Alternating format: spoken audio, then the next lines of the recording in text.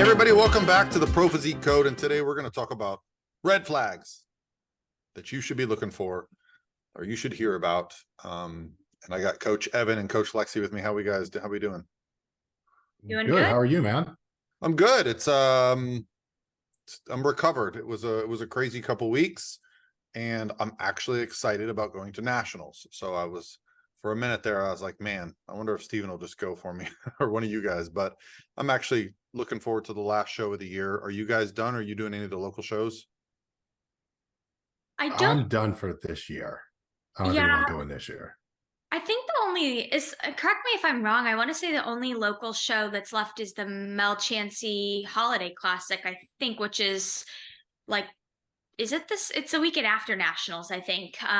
But you're right. I don't think they would do it the same weekend as nationals. I will say, you would think like a show on December 16th, no one goes there. That show is huge. Like, people plan it. They love it. That's a popular show. It is. And, you know, this is the first year, because it's always been at that little theater in downtown Tampa that's like a mile from like Evan and I. But now they have it, I think it's like an hour away now. So they changed locations. Well, that's actually where it used to be. They brought it up to Tampa. Okay. Yeah. And I think, I think with them, they're always probably looking at like how to save money, venues, this and that. I don't know. I don't love that venue, that Ybor Theater.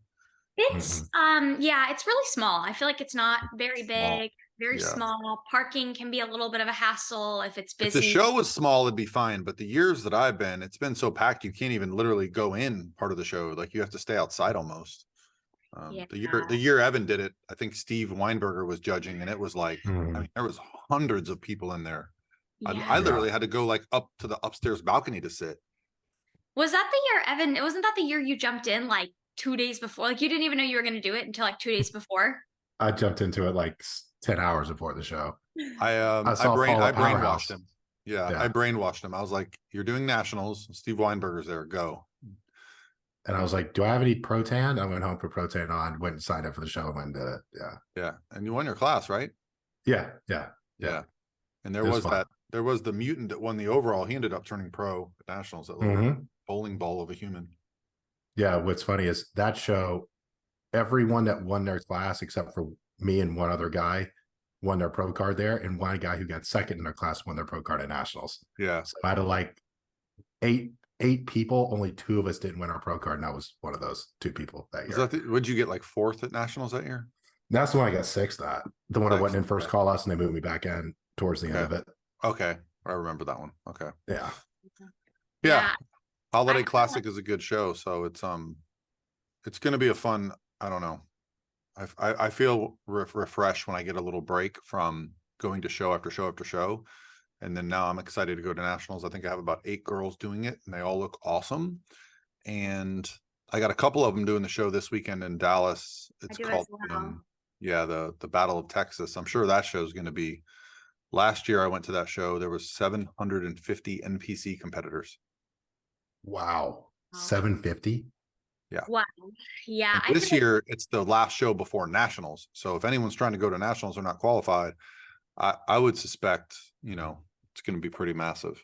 And it's like it's right next to where nationals is going to be, right? Like they're both in Dallas, because I know this weekend is in Dallas, right? Dallas is so big so we went out there, all of us, for the Texas Pro. And that was in the Arlington Esports Theater, which was near nothing. Okay. Nationals is actually in Las Colinas, which is where the Texas Pro was when Daraja won it. Beautiful venue. I mean, so I don't know where Battle of Texas is. It's either probably one of those 2 places. Yeah. So I mean, it's local-ish. So I feel like a lot of girls who live there will naturally want to do Texas is now the number 1 state for NPC competitors. I will say this: Texas is way more heavily geared towards the bodybuilding divisions. Even I think there's like more figure there than bikini. There's a lot of muscle in Texas. Bodybuilders, classic physique, men's physique, figure. The bikini divisions, when I've gone out to Texas historically, have not been as, what I would say, as competitive as like some of the shows that I go to, where like Sandy's the head judge in Florida. And so I'll be curious to see what shows up for nationals, because It's a tough show because, you know, the last national show was in August. So like, are all those girls that were just missing their pro card hanging on? I know I got Kayla Kraus, who was, Oh you yeah. know, she's been as high as third at nationals before she's doing it. I've got Elena Perez, she's doing it. She was first call outs at her last national show, which was nationals 2 years ago. So I've got some really good competitors. I've got a bunch competing this weekend as a warm up. So we'll see. You know, bring them in to win and let the judges figure it out. I will say this: last year at nationals, at least in the bikini division, I was a little surprised at the caliber. It was not as high caliber as usually is. There was a lot of girls that I had seen just get like first in their true novice class that were in first call outs at nationals, which you would not normally see that. Yeah, I think I remember that too, because I remember I was streaming the live stream, and I remember watching it, and I kind of thought the same thing. It's always hard to just predict who's going to show up. It's so And hard. the classes weren't that big compared to They what were I feel big. like they were That's the surprising thing to me. So nationals, the bikini classes were pretty massive, 25 to 30 girls, which hasn't been the case. I think at USA's this year, the average class was 12 to 14. At USA's, there was like 100 total bikini, which is wild. Maybe I'm off by that by a little bit, but it was very small. Nationals was massive, but again, I think a lot of it was girls that were like, "Oh, I'm qualified for nationals. Let me go see." Now the winners looked amazing, right? You're always going to get class winners at nationals are really good, but I'm just saying, like, there was a couple of years where I was coaching at nationals, like 2019 before COVID. I mean, you would literally see girls in third call outs that had just won an overall like the week before. And you're like, wow, this is a deep show. So, you know, I have my theories on why that is happening, but that's a whole other podcast. Yep. that Well, it is. what do you guys, so to start this episode off for you guys, I feel like we're all gonna, I don't know, I feel like we're all gonna have the same maybe first coaching red flag, but what is the first thing that comes to mind for you guys when it comes to just like a general coaching red flag? Here's the first and foremost. If you're not having a conversation on the phone Bingo. before you start coaching, if you're just signing up for coaching and here's your plans, I still see this as a very common practice. And I'm like, wow. Yep. That was the exact first one I was going to say. It just screams like cookie cutter to me. But I also, you know, I don't know about you guys, but I appreciate having a phone call with prospective clients, not only to get information from them about, you know, where they're at, what their goals are, but just honestly to get to know them as a person too, to get to know their personality, because psychology plays a big role in coaching and kind of knowing that person's personality and what they're going to respond best to. Coaching style wise, I think is huge. No, absolutely. The initial call is incredibly important too, to find out like if you gel with the client, right? Because it's a relationship that you're building, and you need to click with the person. You don't have to know everything there is about them, but generally during one of those phone calls, you'll get a good sense on if you will mesh well with that person. And it doesn't happen often, but there are definitely times where I'll get on the phone with somebody like, yeah, this probably just isn't going to be the best fit, right? Like I'm sure we've all had that.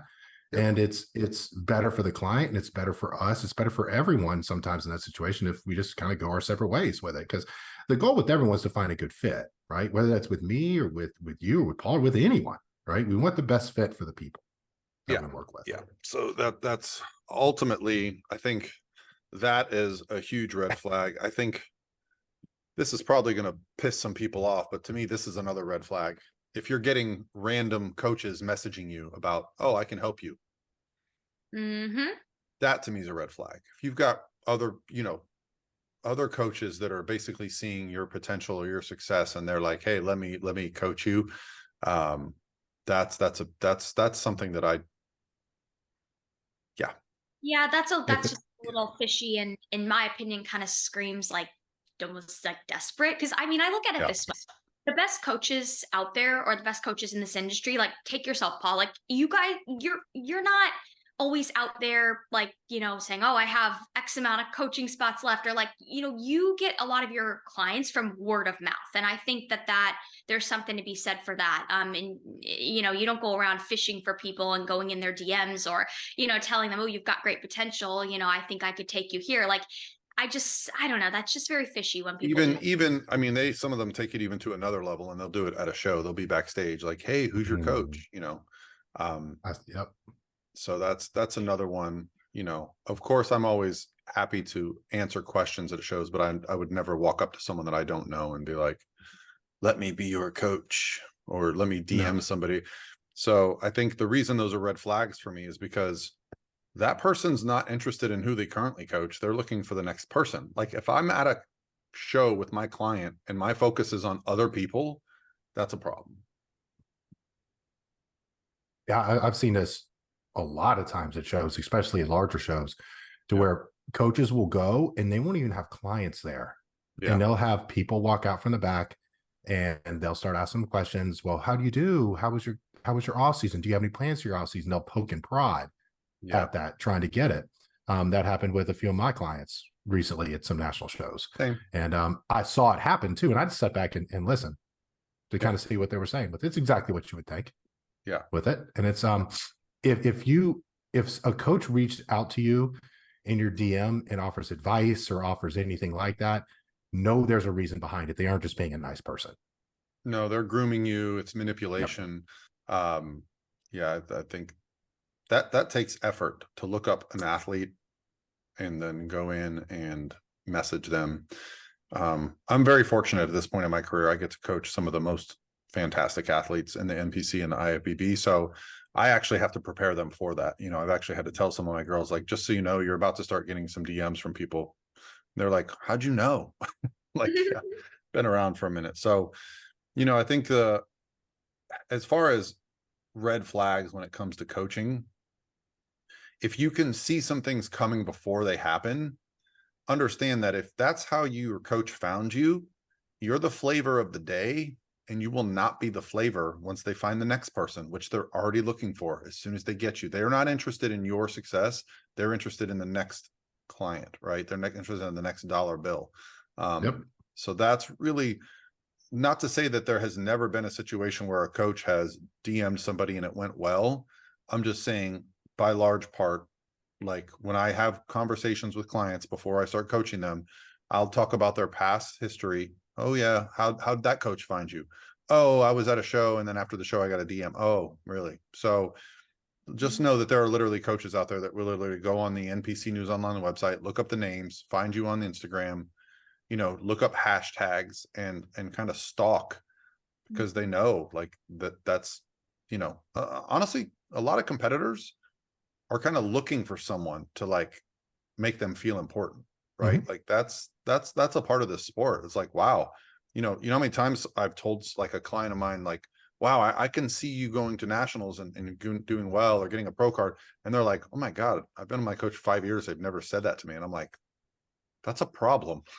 like I think sometimes these coaches have like had bad experiences with the sport. So they just shit on everybody, their clients, and they're just like, it's not going to go well. And so, like yeah, there's a difference between being a client's like cheerleader, but like being realistic. Like I think you have to find that fine line, right? Not always, you know, you have to be realistic because you know, you never know who's going to show up at a show. And even if somebody does look like they're going to get their pro card, you just never know. And I think as coaches, we have to always set our clients up to, you know, for realistic expectations. But I mean, gosh, if it's been 5 years and your coach has never said one positive well, thing, I'm, you know, I know what you mean. you know, I'm exaggerating a bit, but you know, to work with someone and to find out they've never been told that their coach was proud of them, or that they, you know, I think my big thing, like when we get on a phone call with a client, is I'm like, what's your goal? What's your long-term goal? 1 year, 5 years? What are those goals? And we work backwards from there. So like, you know, part of that is at times being a hype person, like, hey, like, you know, you can do this. You've got the talent. And then sometimes being like, sorry, you do not have the talent, or like, or you do not have the makeup to, you know, that as far as coaching goes, yeah, I can be a fan of my clients, but I can also kick their ass when it comes to it. That's a balance you've got to strike. But that's, again, that's what that initial phone call is so great about. And if it's a phone call where they're just buttering you up to get you to sign up, just pay attention to that. You know, understand that, you know, clients are, for some coaches, more about they like to brag about, you know, how many pro cards they've got, how many Olympians they've got, how many clients they have. They shouldn't, that shouldn't be a point of, you know, bragging. You know, you should take pride in your clients being successful and happy, and both on stage and off stage, right? Yeah, I was gonna say, I think that's another red flag is coaches who just care about the client and how they do on stage. Like, yes, we all want our clients to do well on stage, but I think it's important to also care about the client as a person, you know, and how like the stage is only part of their life. It's a small fraction, you know, and if you neglect to care about the client as just a person day to day, how they're, you know, doing mentally, just how they're doing as a person and a human, I think that that is a bit of a red flag, is just like failing to care about that. Well, I think that can come across, and we could probably call this another red flag, but almost like a personalized reply to updates, right? Not just a keep going or do this, but more of a like, hey, how was your week? How was your sleep? How was your hunger? What's your stress like? Because I think we can look at a client's update and go, well, you didn't lose weight this week. We got to make an adjustment.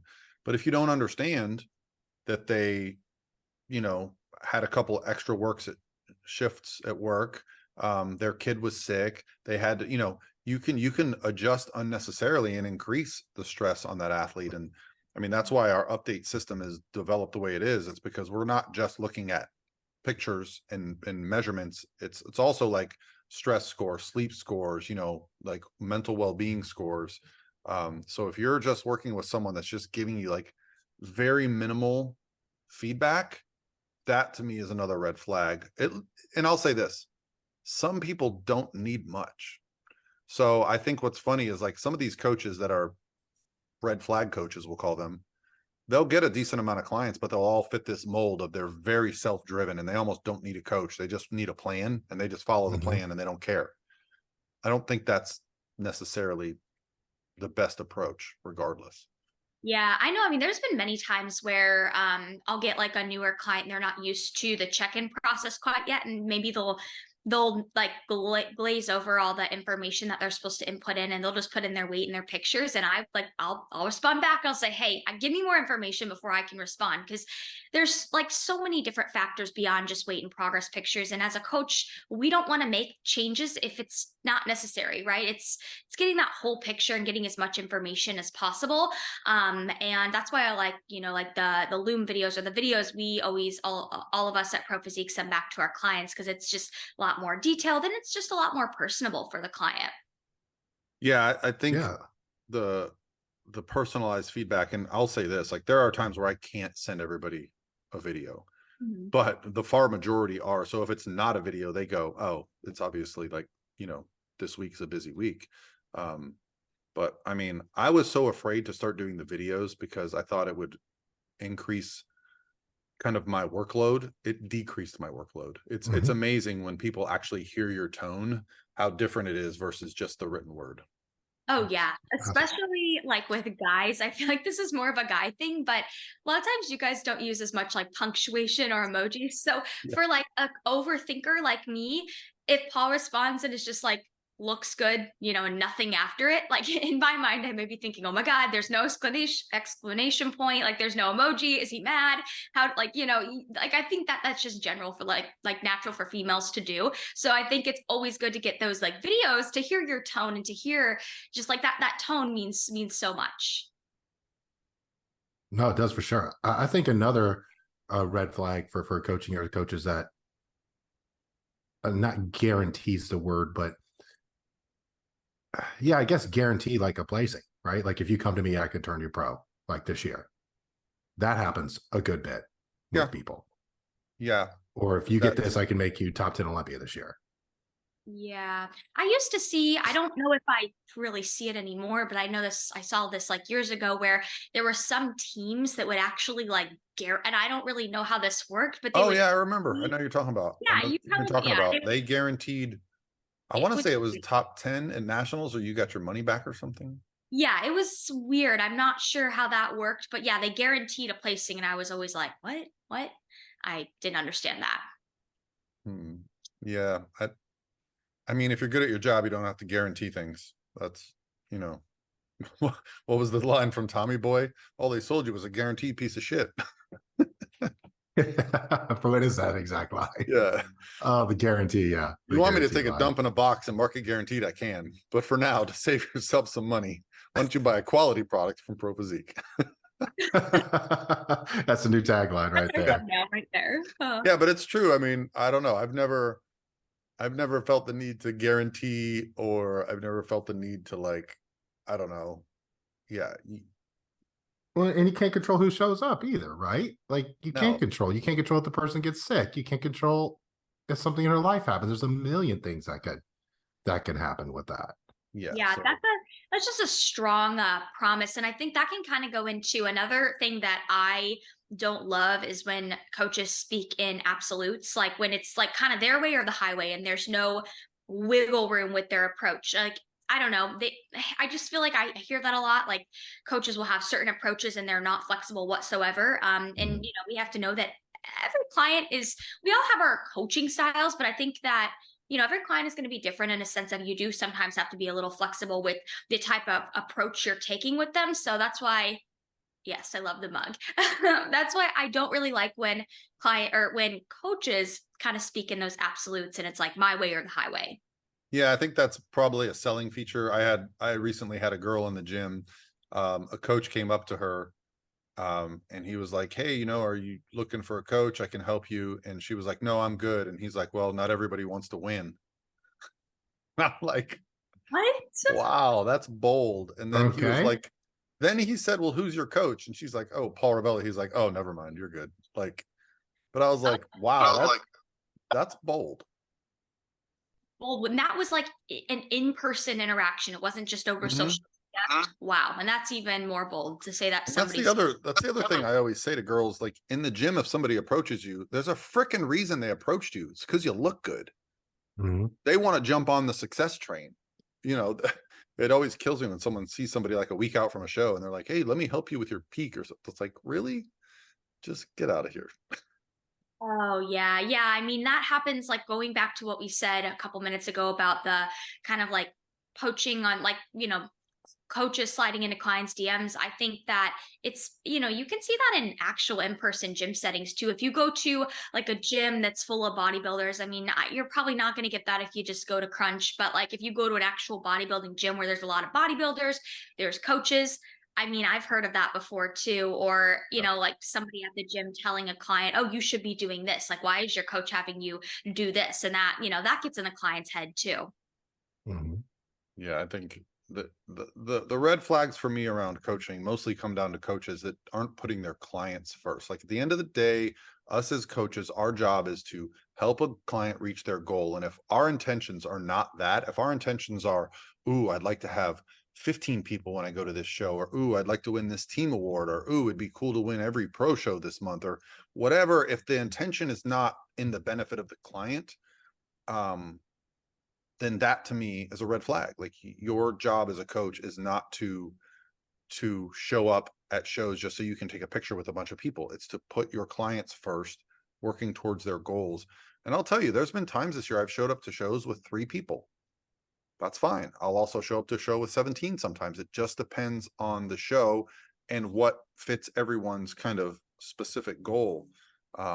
So yeah, you got to make sure your coach has your interests in mind and not theirs. That's harder to know as a competitor, especially early on in your coaching. You'll be impressed by certain things, but you'll I think people realize the longer they're in the sport who the coaches are and who the social media people are.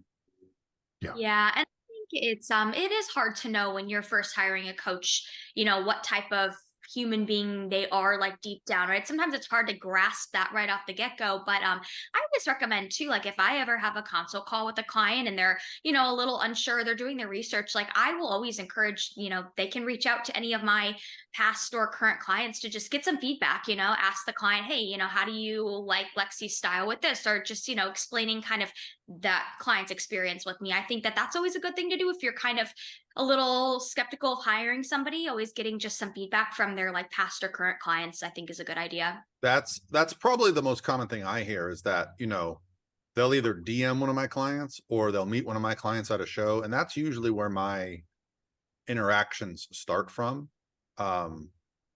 yeah, it's, I don't know. I try not to compare myself to other people because I've probably been doing this the longest of all of our coaches on staff, right? Like I kind of started online coaching before it was a thing. So like my path might be different than a lot of people's. And I'm not saying there's not a lot of pressure. If you're trying to be an online coach, I'm not I'm not saying I don't understand where their behaviors come from when they're like, okay, I need to get my next client.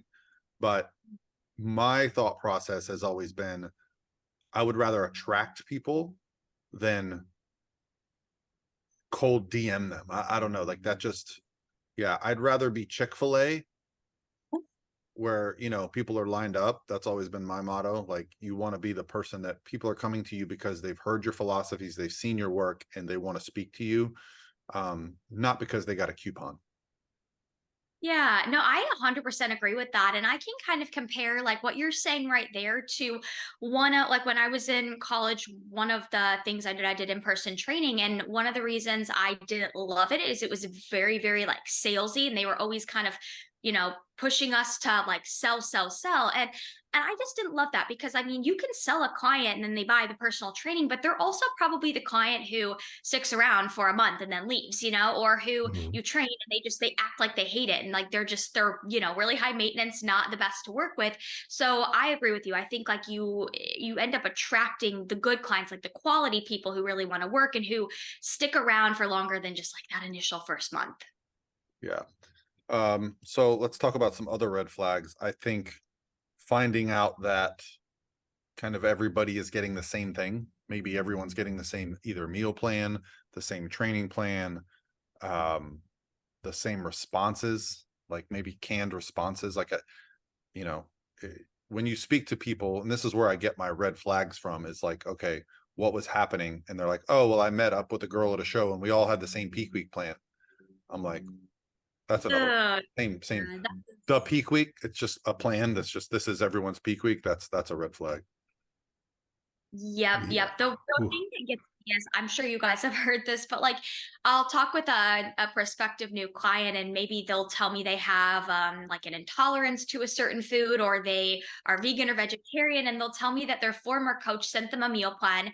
Like let's just say they're vegetarian, but their former coach sent them a meal plan with like a ton of like meat on it, and which makes no sense, right? So it's like clear that that's kind of a cookie cutter plan that they're getting that does not take into account their personal needs, but that always gets me.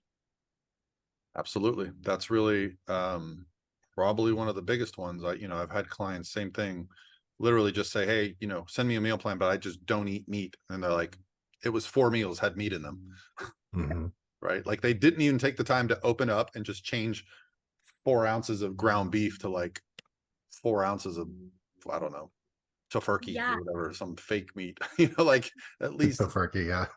I don't know, whatever the, meat crumbles or seitan or whatever it doesn't take a lot of effort to care.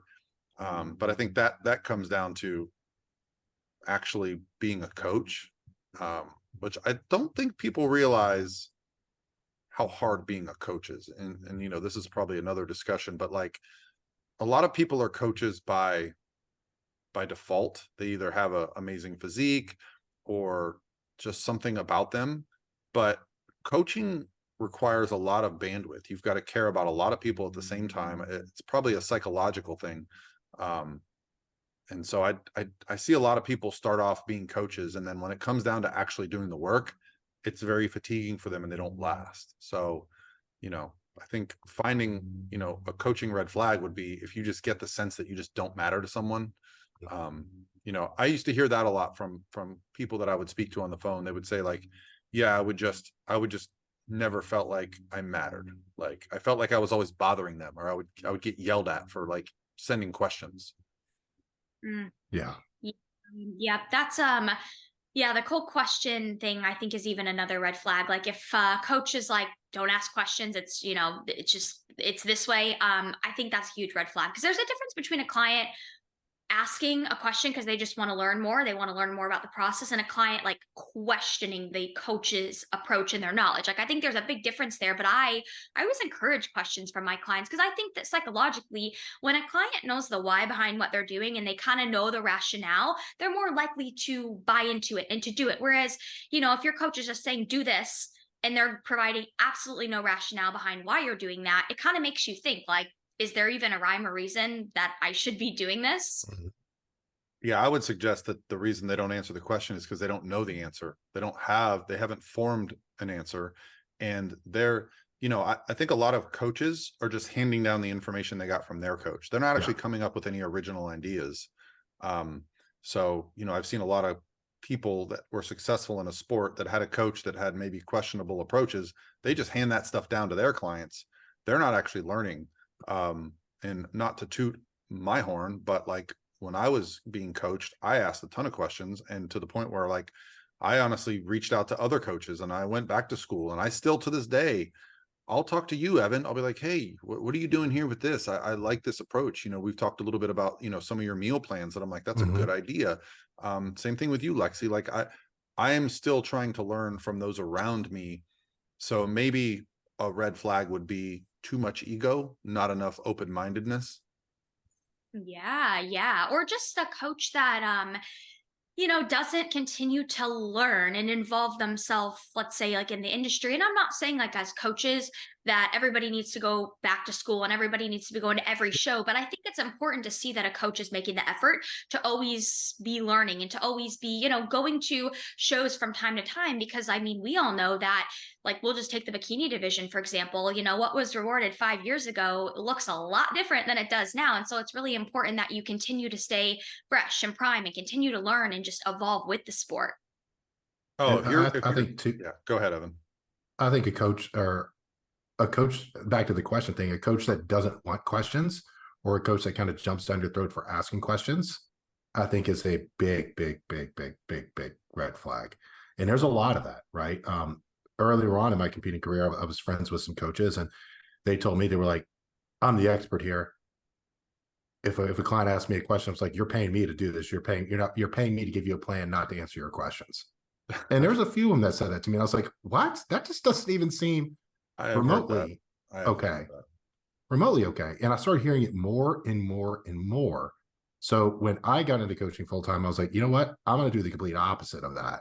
I'm going to encourage as many questions as possible with it. And I tell everyone on my client intake, that personal note section, you write down as many questions as you want.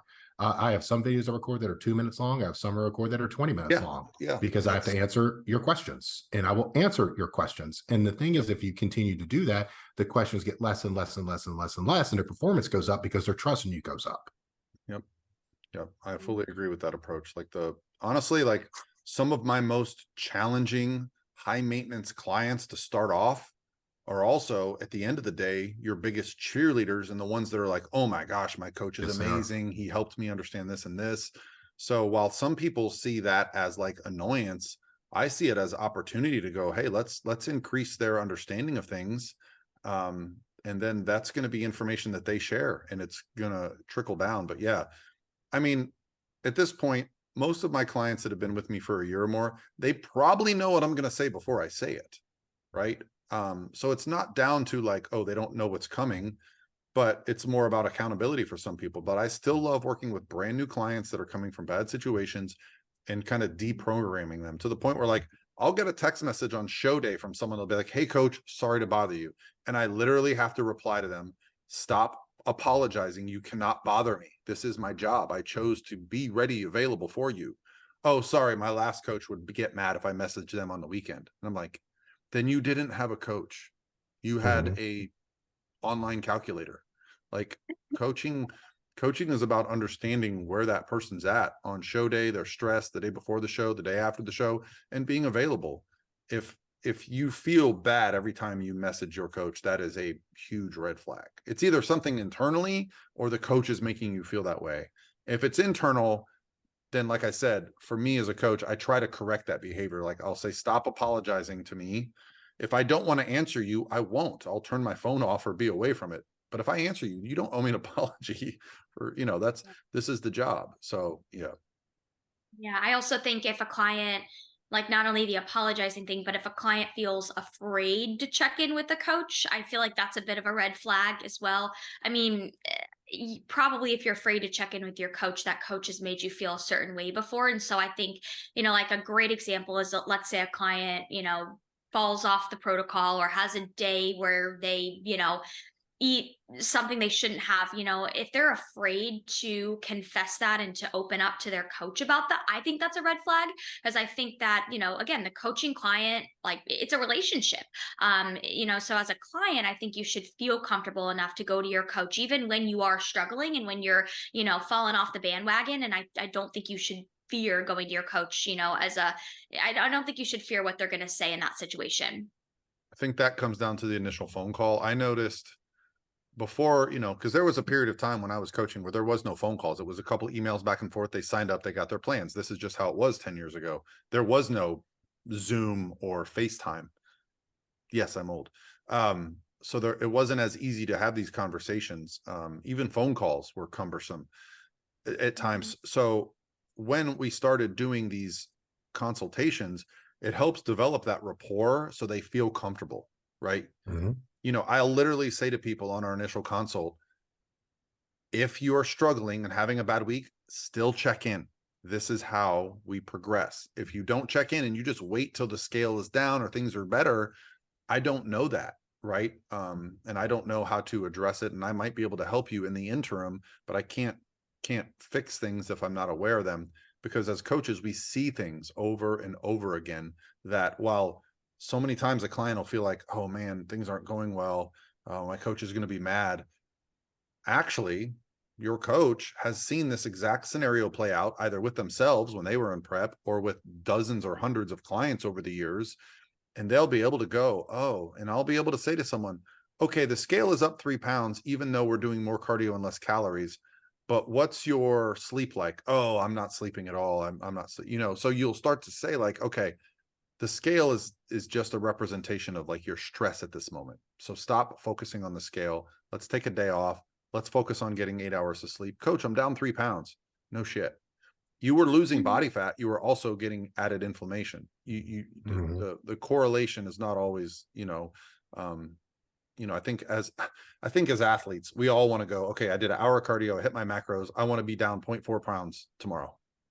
So when you're up 0.2, you're like, holy crap. It's not broken. working.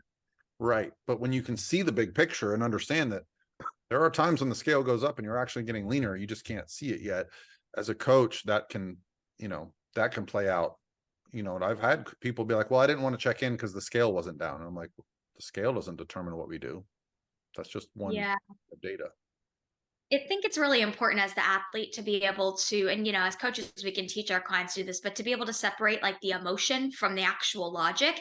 And I mean, I can't tell you how many times I'll have clients that check in and they express in their check-in, oh, I didn't want to check in today. It's been a really horrible week. And then I'll send them back a video and they immediately respond and they're like, oh my gosh, I feel so much better, right? Like even a couple weeks ago, Paul, I think I sent pictures to you and I was like, nah, I didn't really love them. And you were like, oh, this is the best you've looked. And I was like, oh, okay, and it made me feel so much better. So yeah, check in when you don't want to, because oftentimes you'll probably feel a lot better after you get your response. Yeah, prep goggles are very real, even post-show prep goggles.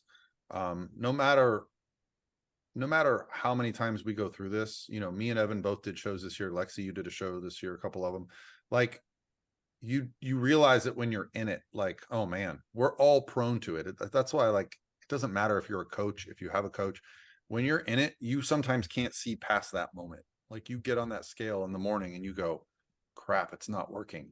And then you look at yourself in the gym and you think, oh, it's not working. And you just you got to understand that that's just a moment in time. And sometimes it is working. You just can't see it. And that's really like for experienced athletes, that's when the coaching becomes paramount.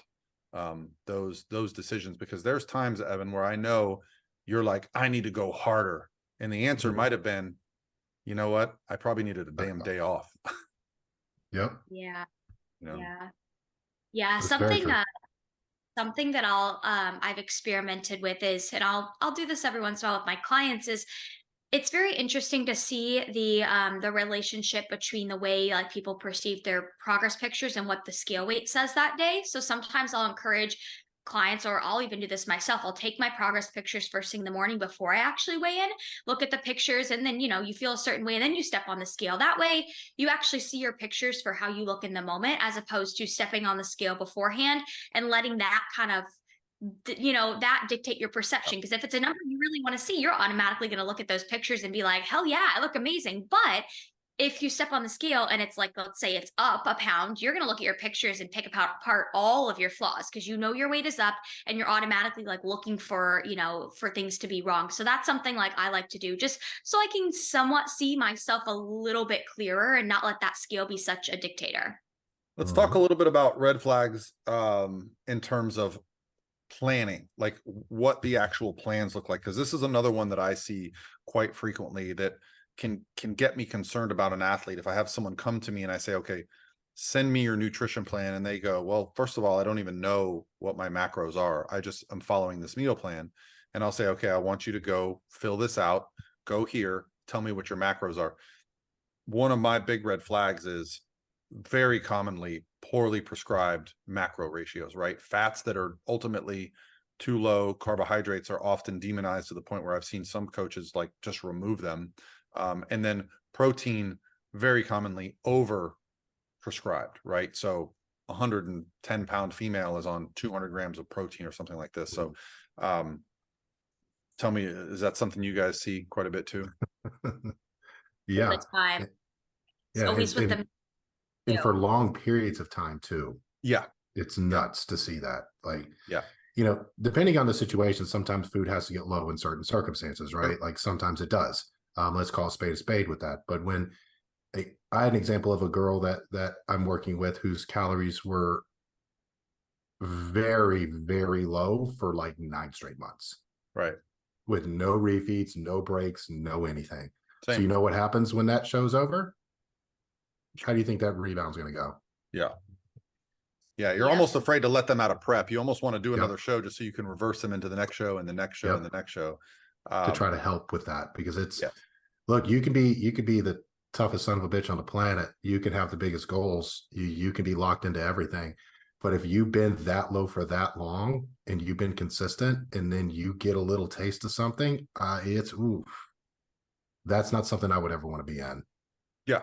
No, and I've probably dealt with that at certain points of post show historically myself too. There was definitely times where I was like, I wouldn't call it binge eating, but just basically just uncontrollably. I stopped and got fast food 2-3 times a day right after the show just because it sounded good. Now I know. Yeah. I will say this, like, if you want to heal the quickest way possible, like, and heal, I mean by like get your digestion, get your energy back to good, get your hormones back to good. Yeah, put on body fat quickly is going to help you get there. But then you're going to have to start dealing with the mental anguish of, wow, I just worked 6 months and I look like I didn't even diet. I do think there is a way to manage both the physiology and the psychology of the athlete better. So those, I'm just going to throw some numbers out there so people have something to shoot for. Like, I start to get concerned about my clients when I have to get their carbs below their body weight, right? When I have to get their fats below 35 to 35 to 45. I'll say for women, 35 is about my basement. If I have to go to 30 or 25, it's going to be for a very short amount of time to elicit a response, and they're going to come back up. Protein, at stage weight, you can be over your body weight in protein. Off season, it should probably be somewhere around your off season weight, depending if you're staying lean. I let protein range quite a bit. If I have a 130-pound athlete, if they want to be on 170 protein, great. If they want to be on 130, great. I don't think there's any anabolic benefit to either situation. Sometimes it's just down to personality. So there is some natural ranges there. I also have some athletes that I'm able to get their carbs up to 300-400 carbs in the off season. Some 150 is the top, but they'll stay a little bit leaner potentially. So like the biggest one for me is the fats for females. I do not like to drop that. I would rather have them do hours of cardio than put their hormones in jeopardy by having them on. And I've just seen it 5-10 grams of fat for a day. Like literally they're not even on any fat. They're just on what's ever in their tilapia. That to me is dangerous. Yeah, I agree with that completely. And usually those same clients, if I'm talking to them like on the phone and they've express that that was their former approach, I'll ask them like how they felt. I mean, obviously they don't feel good on that amount, but I'll ask like, how was your digestion? And a lot of times you see those girls that have been on really low fat, low carbs, and super high protein for a long time. A lot of them struggle severely with their digestion. Like they're not going to the bathroom. They're just not digesting things properly. I always hear that when it comes to like the high protein, very low fat, low carb approach. Now, you know why I love like red meat, especially hamburger meat around a show, because it just helps everything absorb and it just helps everything start moving, yeah, there's nothing better than like the day of the show or the day before the show, just pooping a couple times because food's going up, cardio's coming down, things are moving through you. That can be huge. And that's a big part of it is, I mean, I don't care how much you want it to be. Your fats are going to be restricted at the end of a prep. Like we're going to be lower fat. So digestion, and that's another thing that can be common. It's common to not poop every single day at the end of prep, right? There's definitely days where I don't go. But your body is just getting more and more efficient. You're taking in less calories and you're burning more calories. Of course, your body's going to be like, hold up, we better slow this process down. It just makes sense. And that's really when the fun begins, is when you can get down to that and then bring the food back up and you're still lean, things get very interesting. So yeah, that digestion, you can also start to see some real downstream negative effects, hormonally. Even, girls will tell me that, their hair started falling out. I'm like, well, all those processes are downstream from fat consumption. Your cholesterols that you're taking in are helping produce hair and nails. So your body starts, especially for women, I think when you start seeing some hair fall out, that's a problem. Yeah. Yep. And like, we're not talking just like normal, like, okay, you have long hair and you lose some in the shower, just like naturally. We're talking like clumps, like you just put your hair in there and like it's falling out. Yeah, that's what we're talking about. No good. No. Well, and especially if you have a coach that dismisses it, that would be where the concern comes in. Like, I've had that conversation. No, my coach said just deal with it. This is part of prep. I'm like, yeah, that's really not the case at all. Like, if I don't hear this as much anymore, but people that will say, oh yeah, my last weeks of prep, I was feeling really dizzy. I was lightheaded. I, passed out, or I almost passed out. And I told my coach, and that's part of prep. You gotta, that's another red flag. I mean, we can talk specifically about peak week protocols that could be considered red flags. Because that was when I first really got into coaching, especially the Bikini Division. The peaking protocols were lots of diuretics, lots of cutting water, no sodium allowed in peak week, like really crazy stuff. And then on the morning of the show, it'd be like, go out and eat pancakes, just very random things that you're like, I guess it sounds good because it's extreme and this is what everyone on the team is doing. But those, to me, I find it, I don't know, is it more rare now? I always say these things, but then I'm like, is it really more rare? Because it's not more rare. Yeah. Like if I even hear a girl backstage be like, oh, I haven't had water all day, I'm like, well, you're an idiot. Like, you think not drinking water is going to be the reason you win a show? Well, we both had girls do a show in Las Vegas a few weeks ago, and my client texted me after and said that she met up with your client there, and they were sitting backstage and they were eating and drinking water and everyone was dying around them. And they're like, we're so happy we have our coaches. Right. They're like, everyone's just dying around them. They're just happy as can be and having a blast. Yeah. I will say, I get a lot of kind messages from makeup artists. And this is going to sound funny. They're like, we love when your clients come in at 5 a.m. because they're coherent and they're happy. And if you get someone that hasn't had water, sodium, carbs for 2 or 3 days, A, they'll pass out in the chair. B, they're going to be very mean, and which you should be, because your blood sugar is so low, you're very grumpy. But like, you'd be surprised how many times I hear that. Oh, I always love when your clients come in. They're always so nice. Like, yeah, that's something I saw this year. Almost every show I went to, there was at least 1 to 2 girls that passed out during their makeup. Yeah, and it tanning. I think something to do with tanning like makeup. standing and then getting that cold air. It just drops your blood pressure too rapidly. I mean, Mhm. I remember the year that Natalie Matthews turned pro at Universe. She was backstage and she's like, "Yeah, coach, like 3 girls passed out in the tanning while I was there." And I was like, Yeah, "Jeez." I've heard that Oh, multiple times this year from thankfully that I've happening. never. And these are like small regional shows too. These are not big national shows. You got girls passing out backstage, Yeah, you know, I before think they even go on. It's again, crazy to me. Feel like I'm not surprised, but I kind of am because I feel like, gosh, we've been doing this for so long. I I just, know. you know, it's part of the reason I I love think seeing girls have success that I get to coach. It's like, yeah, part of me is like, cool, I'm good at my job, but part of me is also like, look what these girls are doing. Look. Ariana had 270 carbs and 70 fat the day before her show. And on the day of the show, she drank a gallon of water and she won the freaking pro show. You don't need to do stupid shit to win shows. You just need to be ready. you need to be ready. You And need you need to to be not rush the good. I promise you, process. the difference between you and Miss Bikini Olympia is not that she didn't cut water and you did. Yeah. And people need Yeah. to realize that too. Athletes need to realize that, right? They think like these few small changes are going to make all the difference in the world.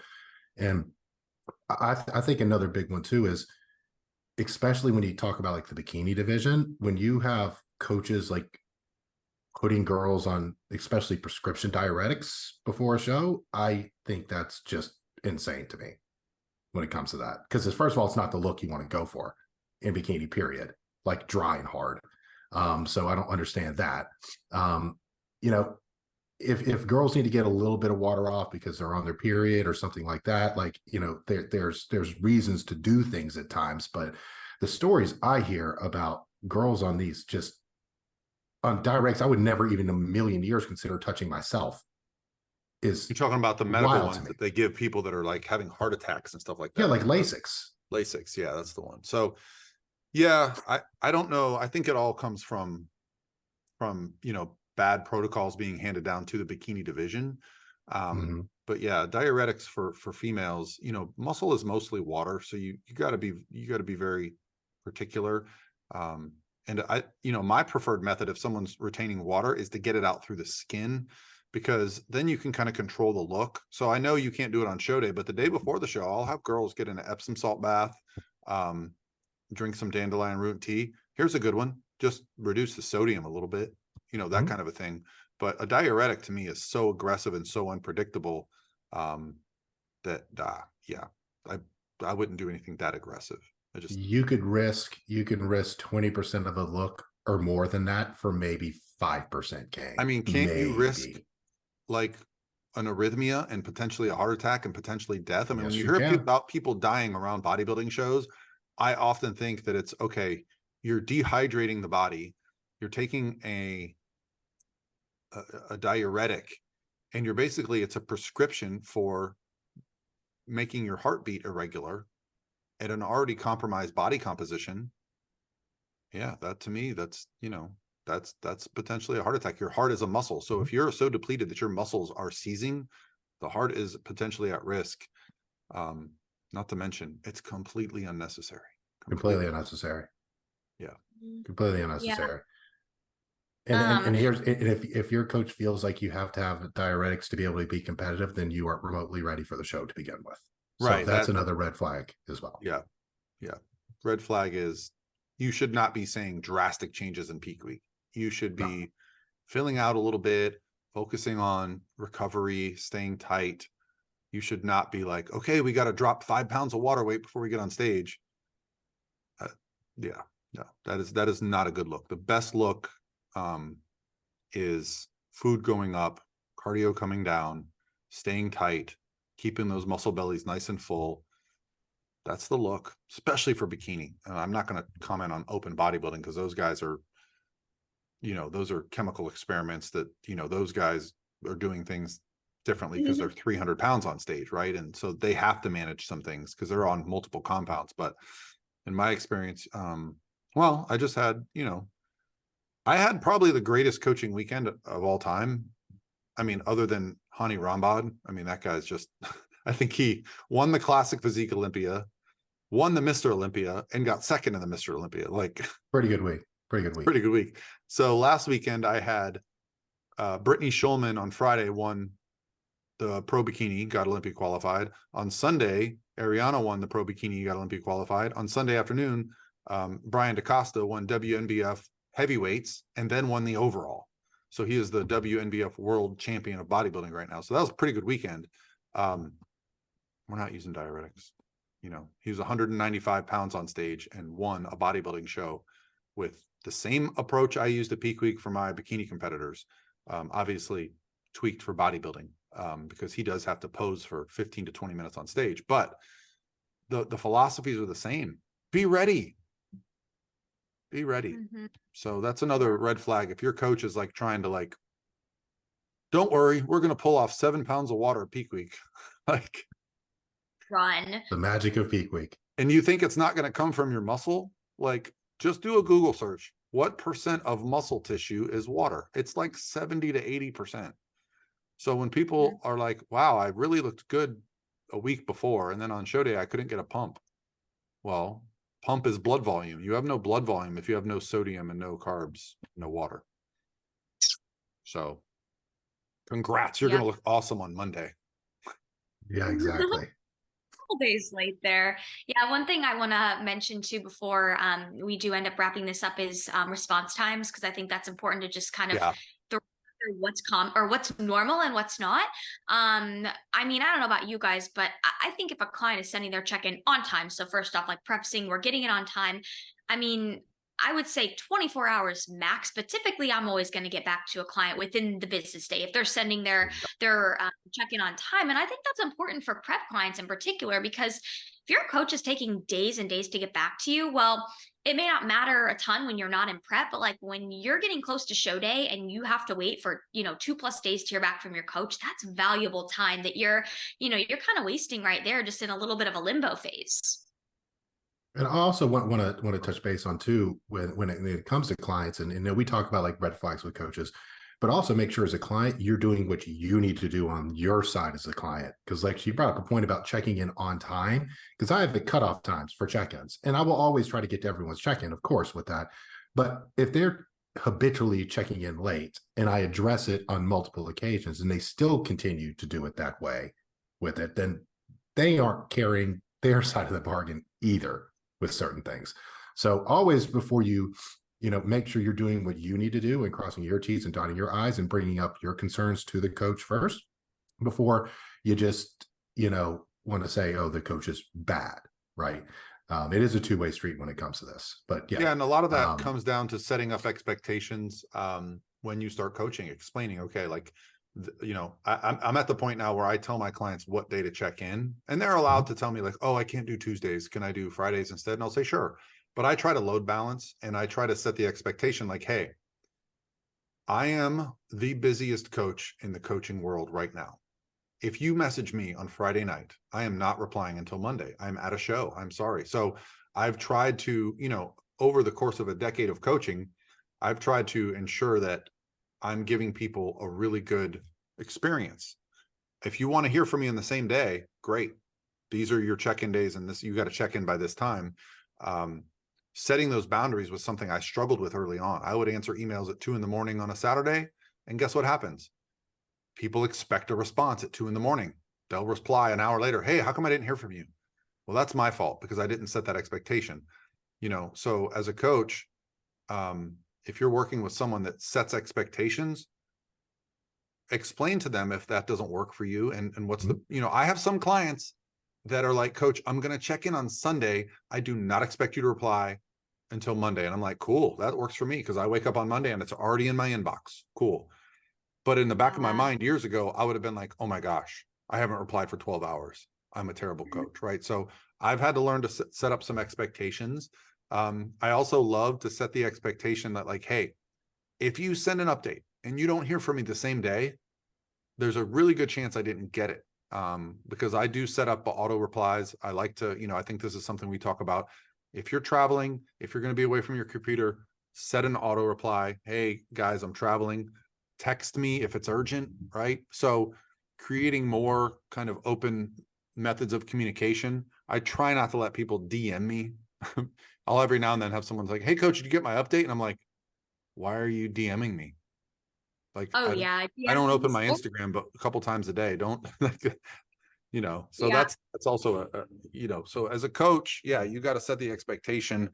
And as a client, you know, if you send me an update at 9 o'clock at night, you're not getting a reply till the next day. And I might not even see it first thing in the morning because I tend to just go with what's right in my inbox from the morning. So, you know, Mm. yeah, but the same day, reply the same day. Yeah. 24 hours is a huge window. I would say probably more like a few hours for good update time, and then within 12, absolutely. Yeah. Absolutely. Yeah, if they're checking in on time, I 100% think that that's reasonable. I mean, this is our job after all, but I still hear some people that are like, "Oh yeah, my coach took days and days to reply," and it's like I was checking in on time, and I just think that's a big red flag. Just, you know, especially like I said, if you're a couple weeks out from a show, like you don't have days and days to wait for a response, right? That's just like a couple days that you're potentially wasting right there, not knowing what to do or being in a limbo phase. Yeah. And this is something to think about too when it comes to red flags on this is unless there is an extenuating circumstance or there is some emergency to where that coach could not put an away message up and let people know this is the fact that's happening, which is few and far between, right? We're talking very seldom when that happens. Then that coach either just doesn't really care, especially if you're close to a show with it. Well, that's why I think it's so important for people that have been involved in this industry, especially the competitive side, because then you know what it takes, you know how much goes into this. And to me, I couldn't imagine leaving someone high and dry. I couldn't imagine that because I know the stress that I feel on myself going into a show, and I know they feel the same way. Yeah, with that. So unless it is, I'll lose sleep over it. Yeah, yeah. So honestly, I have to get my work done because if I'm thinking like, ooh, Veronica's waiting to hear from me. If I don't get this email, I'll literally toss and turn all night. It's just better for me just to get everything caught up. That's why I have like structured the way I do with like my lifts, because I try to do all of my check-ins before I go and lift later in the day, because otherwise like I'm so anxious thinking like, oh my God, so-and-so's waiting to hear back from me. And I just think about all those check-ins piling up. So that's why I try to get them all done before I go train. That way I just know everybody's responded to, everybody's taken care of, and it helps my anxiety too. Oh, 100%. I either have to respond to them all before I train or I go train before I even start them. One of the two. Exactly. Yep. Well, any other big red flags you guys can think of that we didn't cover? I feel like we covered a lot. This was really good. Yeah, you know, I think we covered the big ones. I don't rush into a coaching situation. That would be my thoughts. Just, you know, speak to the coach, you know, either in person or on the phone. Maybe speak to a couple of their clients. And hey, if someone says to me, hey, I'm interested in working with you, could I get a couple of clients that I could speak to?